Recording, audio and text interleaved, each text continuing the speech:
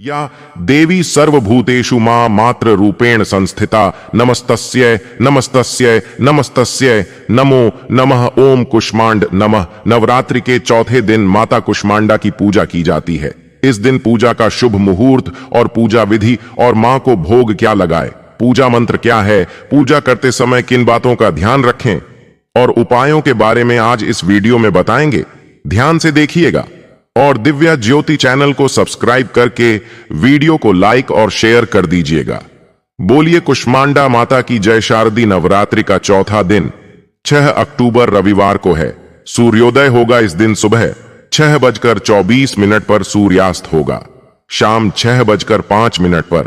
ब्रह्म मुहूर्त सुबह 4:45 से 5:35 तक रहेगा। अमृत काल दोपहर 2:25 से 4:11 तक। अभिजीत मुहूर्त सुबह 11:51 से दोपहर 12:38 तक और राहु काल शाम 4:30 से 6 बजे तक रहेगा। अब जानिए इस दिन रहने वाले पूजा के शुभ मुहूर्त के बारे में। सुबह की पूजा का शुभ मुहूर्त सुबह 5:30 से 6 बजे तक रहेगा। शाम की पूजा का शुभ मुहूर्त शाम 6 बजे 1 से 7:15 और गोधूली बेला शाम 6:01 से 6:02 तक रहेगी। कुष्मांड का अर्थ होता है कुमड़ अर्थात कद्दू या पेठा मां। कुष्मांडा का प्रिय भोग है कुमड़ा अर्थात कुष्मांड की बलि और मालपुए का भोग।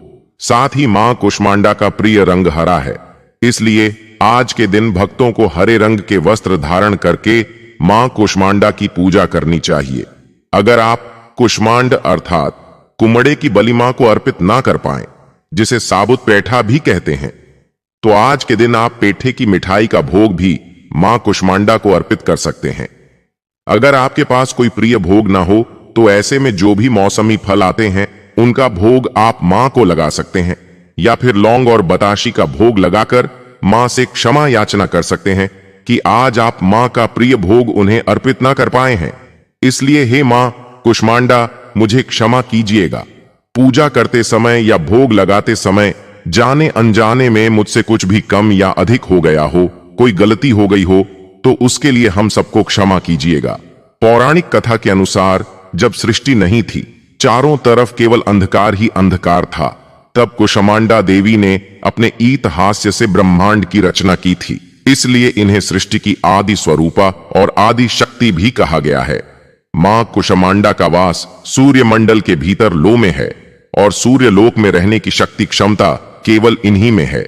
इसलिए मां के शरीर की कांति और प्रभा सूर्य की भांति ही दैदीप्यमान है। इनके ही तेज से 10 दिशाएं आलोकित हैं। ब्रह्मांड की सभी वस्तुओं और प्राणियों में भी इन्हीं का तेज व्याप्त है। स्थिर और पवित्र मन से नवरात्रि के चौथे दिन मां कुष्मांडा की पूजा आराधना करनी चाहिए। ऐसा करने से भक्तों के रोग और शोकों का नाश होता है। भक्तों को आयु, यश, बल और आरोग्य की प्राप्ति होती है। मां कुष्मांडा अपने भक्तों की बहुत ही कम भक्ति से जल्दी ही प्रसन्न होकर उन्हें आशीर्वाद देती हैं।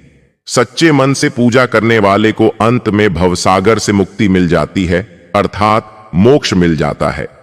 विधि विधान से पूजा करने पर भक्त को कम समय में ही मां की कृपा का सूक्ष्म भाव अनुभव होने लगता है।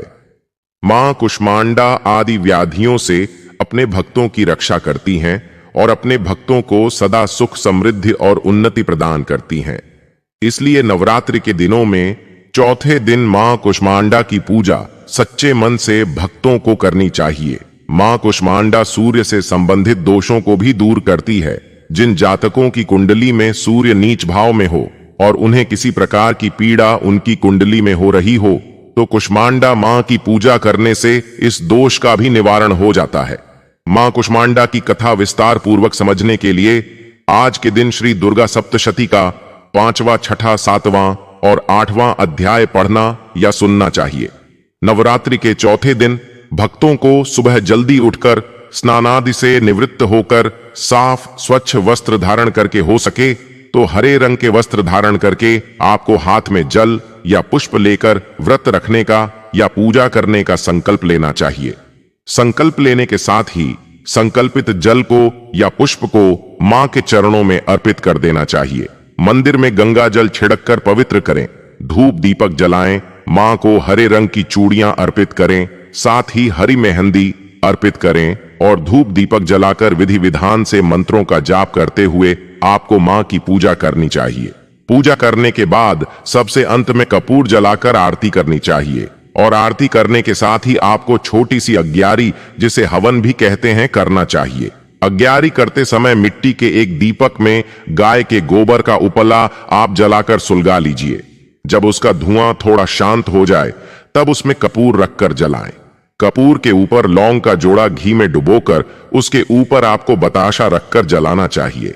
ऐसा कहा जाता है कि जब हम इस प्रकार ग्यारी करते हैं, नवरात्रि के 9 दिन हम इस तरह छोटा सा हवन करते हैं, तो हमारे द्वारा की गई पूजा पाठ, हमारे द्वारा लगाया गया भोग मां दुर्गा सहित सभी आराध्य देवी देवताओं को और हमारे कुल देवी देवताओं को पहुंच जाता है। मां कुष्मांडा का पूजन मंत्र है ओम देवी कुष्मांडा नमः। प्रार्थना सुरा पूर्ण कलश रुद्राप्लुत मेव च तथा नाहस्त पद्मा व्याम कुष्मांडा शुभदस।